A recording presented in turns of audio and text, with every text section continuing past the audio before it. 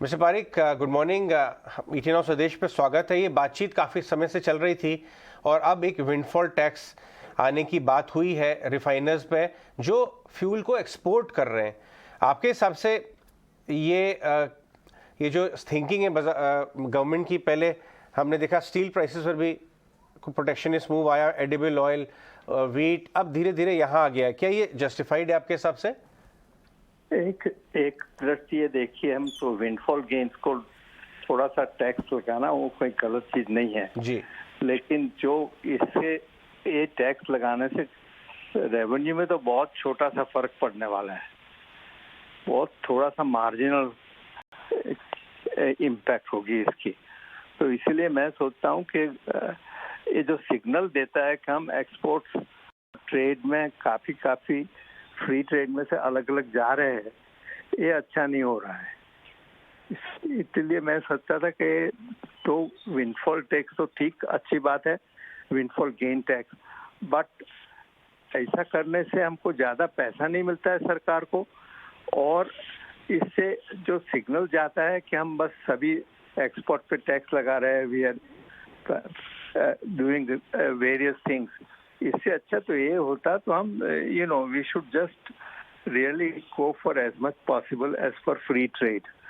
तो ट्रेड को ये नहीं करना चाहिए, कंप्लीटली फ्री नहीं करने की बात करता हूँ, बिकॉज द वर्ल्ड मार्केट में सारा फ्री ट्रेड नहीं है, लेकिन we have to be careful in levying duties on our exportables as well as on import protection that we give to country to company। Mister Parikh की बात बोली कि एक तरफ हम फ्री ट्रेड एग्रीमेंट्स की बात कर रहे हैं, गवर्नमेंट दूसरे कई सारे कंट्रीज से बात कर रही हैं, उसी तरह हम ये प्रोटेक्शनिस्ट मूव अगर लगाते हैं एक्सपोर्ट्स पे तो ये मिक्स मैसेज जा रहा है ग्लोबल ट्रेडिंग पार्टनर्स को। आप ये बात बोल रहे हैं, राइट?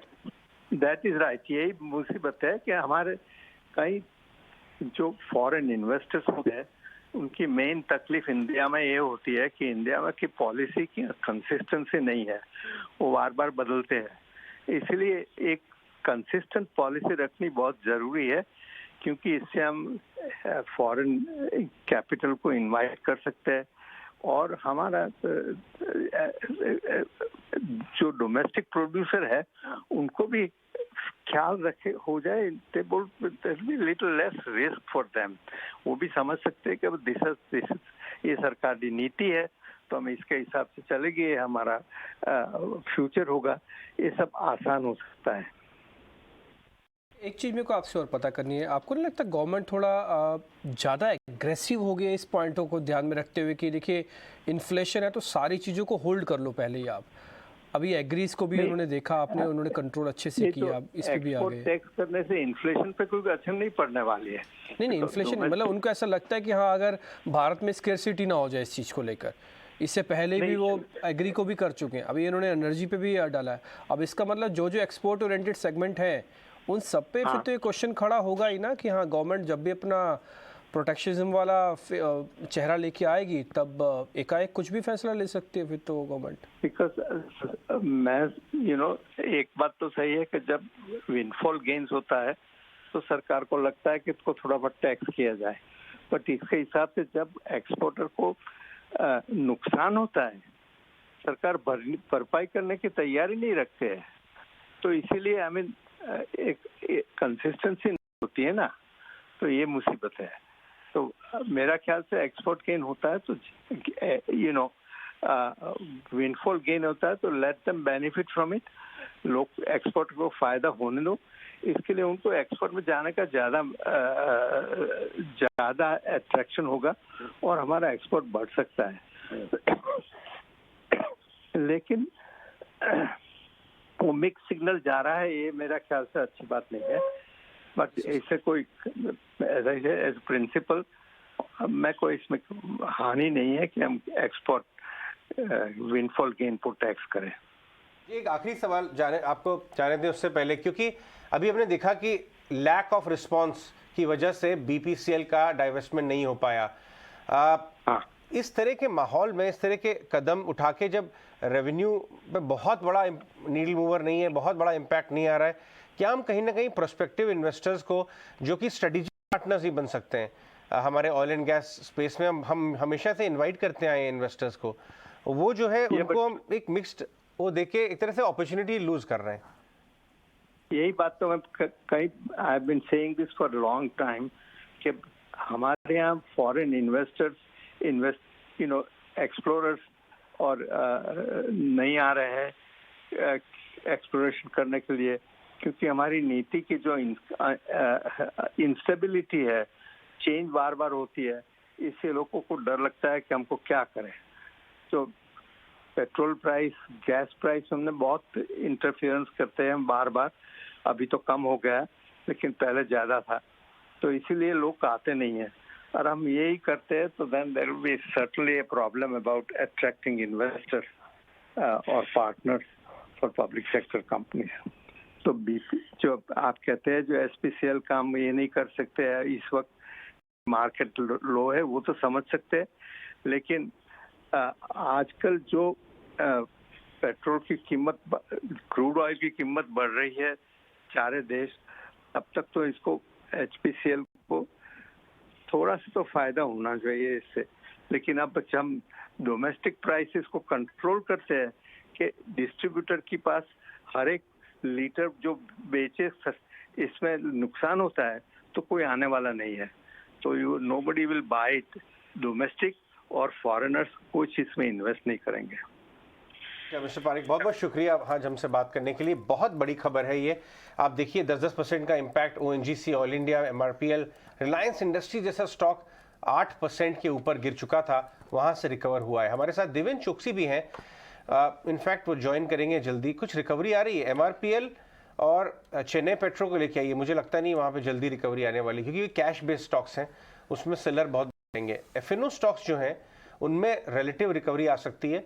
रिलायंस अपने रेडार पे जरूर रखिए, आगे एजीएम है, रिजल्ट्स हैं, और ये है जब तक और इसमें कोई मतलब ना निकाला जाए कि इससे ऑयल मार्केटिंग कंपनीज का कोई लेना देना नहीं। तो इसीलिए हरे निशान में नजर आ रही है। आप सेक्टर्स अगर आप देख रहे हैं तो आप रिलायंस को देखिए, आप एमआरपीएल को देखिए, आप चेन्नई को देखिए, और इससे पहले मिस्टर पारिक ये बता भी रहे थे कि कैसे इम्पैक्ट आता है, और इससे पहले भी मैंने बताया।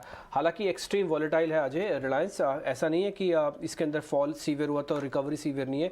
रिकवरी आप देखें अब 6% है, 8.5 से 8% हो गया था ये शेयर। डीपी, आप काफी दिन से रिलायंस ट्रैक कर रहे हैं, मैं आपसे एक सवाल पूछता हूँ, आपने अपने 10-12 साल के रिलायंस को ट्रैक करने में कितनी बार उसको 8% नीचे देखा है? नहीं, मैंने 8 बार भी नहीं देखा होगा। 8 बार भी नहीं देखा। तो ये उतना रेयर इवेंट है। अगर आप मेरे से लास्ट टाइम का पूछेंगे लास्ट कब हुआ तो मेरे को वो भी याद नहीं। एग्जैक्टली, तो इतना रेयर इवेंट है। जब इतना रेयर इवेंट होता है, आइए सुशील चोकसी से बात करते हैं। सुशील, आप कैसे एनालाइज कर रहे हैं? फाइनेंशियल इम्पैक्ट तो शायद अर्ली होगा निकालना, लेकिन रिलायंस फॉर दैट मैटर जो सबसे ज्यादा गिरा है, पूरे बाजार को इम्पैक्ट कर रहा है, ये वन ऑफ, अगर थोड़ा बहुत टैक्स लगता है तो इसके फाइनेंशियल प्रोजेक्शन कितना फर्क पड़ जाएगा? थैंक यू अजय, शो पे इंटरव्यू लेने के लिए। पहले तो ऐसा है कि ये इतने सडन से अभी सुबह आया है कि पर बैरल ऑफ क्रूड कितना टैक्स रिलायंस को एडिशनल सुपर प्रॉफिट से कम करना पड़ेगा वो कहना मुश्किल है। लेकिन अपन 2-4 असेसमेंट देखते हैं। एक तो रिलायंस का रिफाइनिंग डिवीजन का वैल्यू आप बर्नस्टाइन, मॉर्गन स्टैनली, ये सब बड़े ब्रोकरेज हाउस के लेते हैं, तो रिफाइनिंग डिवीजन का वैल्यू 350 रुपया शेयर है, और पेट्रोकेमिकल और रिलायंस रिफाइनरी को मिलाने से 750 रुपया पर शेयर का वैल्यू अब्सक्राइब है। एक दफा समझ लेते हैं कि इसका जो डिविजनल प्रॉफिट है इसमें 10% का प्रॉफिट उड़ जाता है एडिशनल। क्यों आजकल लास्ट 3-4 साल में रिलायंस का रिफाइनिंग बैरल मार्जिन आ रहा था $9, $10 पर बैरल, $8 भी हो गया था। और आज जो $25 कमा रहे हैं, तो 25 के सामने 20 आया या 18 आया तो भी ऑन एवरेज बास्केट अर्निंग ज्यादा रहेगा, उसमें से थोड़ी कमत होगी। तो जो रिफाइनिंग डिवीजन का 350-325 रुपया वैल्यू है, उसको 10-15% उड़ जाता है सेंटिमेंट। जैसे स्टील बिजनेस में जो से इम्पैक्ट आई एक्सपोर्ट ड्यूटी डालने से, वैसे इधर होगा। इसकी वजह से आज देखो तो 1.25 करोड़ शेयर का वॉल्यूम हो चुका है कैश मार्केट में, 55-50% डिलीवरी है। तो सेंटिमेंट और मार्केट के डायरेक्शन के लिए ग्लोबली एक विंडफॉल टैक्स को सभी गवर्नमेंट टैक्स कर रही है ऑयल के ऊपर, तो इंडिया गवर्नमेंट ने भी की है। बट एक ध्यान रखने की जरूरत है जिसका क्लैरिफिकेशन मेरे पास नहीं है। रिलायंस की जो रिफाइनिंग बिजनेस है वो EU स्टेटस में है, SEZ में, वो बनाई गई थी एक्सपोर्ट के लिए, वो डोमेस्टिक मार्केट। तो SEZ EOU पे टैक्स लगेगा नहीं लगेगा क्लैरिफिकेशन मेरे पास है नहीं। मैं कोई भी व्यक्ता को गुमराह करना नहीं चाहता, लेकिन मेरा थिंकिंग है कि वैल्यूएशन 350 रुपये पर शेयर है, इसमें 20-25% जो वैल्यू डिवीजन का भी कम होता है, तो इसके हिसाब से एडजस्ट होना चाहिए। तो ज़्यादा एक्सेस अभी शॉर्ट लॉन्ग दोनों होता होगा, कोई अनवाइंड कर रहा होगा, लेकिन इतना माल आज अब्जॉर्ब कौन करेगा? इसमें आज करीबन 1.5-2 करोड़ का डिलीवरी आएगा, तो 4-5 हज़ार करोड़ का FI सेल या डोमेस्टिक सेल होगा, वो अब्जॉर्ब करता है कौन, हो देखो, दैट इज वेरी इंपॉर्टेंट। सुशील, मैंने भी मेघना जो हमारी नॉर्थ ब्लॉक की रिपोर्टर है उनसे यही लाइन पूछी थी, उन्होंने जो फ्लैशेस भेजे और चलाए उसमें एक लाइन थी, this condition is also not applicable to 100% EOUs and units in SEZ। Reliance का तो SEZ के लिए ही है, तो एक पॉइंट ये मुझे इस पर हम और तफ्तीश करेंगे और डिस्कस करेंगे, ये देखने लायक पॉइंट है। दूसरा आपने बोला 350 रुपये तो टोटल वैल्यू है रिफाइनरी की, रिफाइनरी बिजनेस की, 250 रुपये आपने स्टॉक उड़ा दिया, क्या 70% रिफाइनरी बंद हो गई? हाँ। इम्पैक्ट तो फाइनेंशियल इम्पैक्ट शायद अभी निकालने में वक्त लगेगा, बट आप बाजार ने, स्ट्रीट ने ये बात फैक्टर इन कर लिया, ये इम्पैक्ट जो 250 रुपये का आपको फॉल मिला, 8% का लो, और इसीलिए शायद सुशील इंट्राडे, अगर आप रिलायंस का देखें, रिलायंस के स्टॉक में इंट्राडे रिकवरी है, श्योर इम्पैक्ट होगा फाइनेंशियल, बट 40-50 रुपये 100 रुपये कहीं ना कहीं वो एक फैदम किया जा सकता है, वो कैलकुलेट हो सकता है। 250 रुपये का नीचे का भी 150 रह गया डिम्पी, राइट? बिल्कुल। और सौमित ने थोड़ी देर पहले हमको ये ग्राफिक्स दिए थे कि जिसे हमने निकाला था, उसकी वैल्यू 1000 रुपया जियो का था, करीब 1100 रुपया रिटेल का था, और जो उसमें और बाकी बच्चा हिस्सा है वो 300-350, जब से बात बता रहे हैं वो रिफाइनरी का ही बिजनेस। अगर आप 250 स्टॉक पर रिएक्ट कर रहे हैं सिर्फ उससे, तो क्या आप ये मान रहे हैं कि 75% रिफाइनिंग बिजनेस इंपैक्ट हो जाएगा?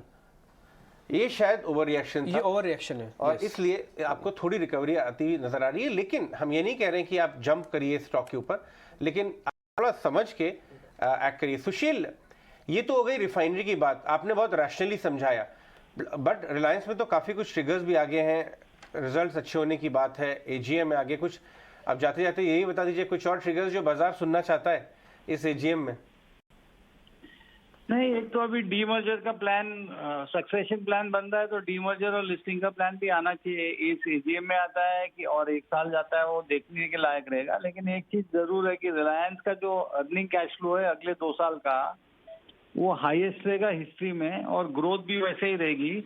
तो आप जो शेयर का आंकड़ा भाई बता रहे थे, बर्नस्टाइन का जो रिपोर्ट कल आया था, ऑयल टू केमिकल डिवीजन का 745 है, उसमें 331 रुपया रिफाइनिंग है, पेट्रोकेमिकल 414 रुपया है, डिजिटल 1008 रुपया है, रिटेल का 1271 रुपया है, न्यू एनर्जी का 385 है, अपस्ट्रीम ऑयल गैस का 67 है, इन्वेस्टमेंट का 33 है, और नेट डेट 145 दिखा है, 3360 का अपसाइड दिखाया है, और करंट 25 को दिखाई थी, वो जो भी प्रोजेक्शन आया है। तो ज्यादा में ज्यादा क्या 745 का, लेकिन रिलायंस की रिफाइनरी को ट्वीक कितना करती है रिलायंस, EU का क्लैरिफिकेशन क्या आता है पता नहीं है।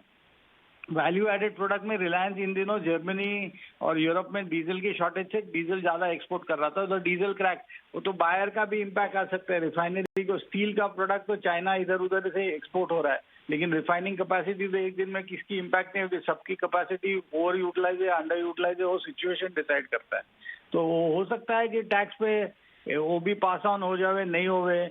आज के दिन चेन्नई MRPL का भी वही बेनिफिट था। तो गवर्नमेंट 100 कमा रही है, उसमें से 25 लेके जा रही है, ठीक है, उतना एडजस्टमेंट कर सकते हैं, 100 का 100 थोड़ी जाने वाला है। बहुत ही अच्छी तरीके से आपने एक्सप्लेन किया, काफी स्टॉक्स में नीचे से रिकवरी आई, लेकिन फाइनेंशियल इंपैक्ट निकालने में समय लगेगा। शायद बाजार का नेचर ही है, नेचर ऑफ द बीस्ट है, या तो अच्छी बात को पूरी तरह फैक्टर इन करेगा तो बियॉन्ड फंडामेंटल्स कर देता है। हाँ। जैसे कि चेन्नई पेट्रो में बहुत सारे स्टॉक्स में हुआ था, और नेगेटिव आता है तो भी जरूरत से ज्यादा फैक्टर इन कर लेता है। बट सुशील और मिस्टर पारिक, किरीट पारिक, आप दोनों का बहुत बहुत शुक्रिया। ये आज दिन की सबसे बड़ी खबर हो गई है, पूरे बाजार पे इम्पैक्ट कर गई। सुशील, समझाने के लिए बहुत बहुत शुक्रिया।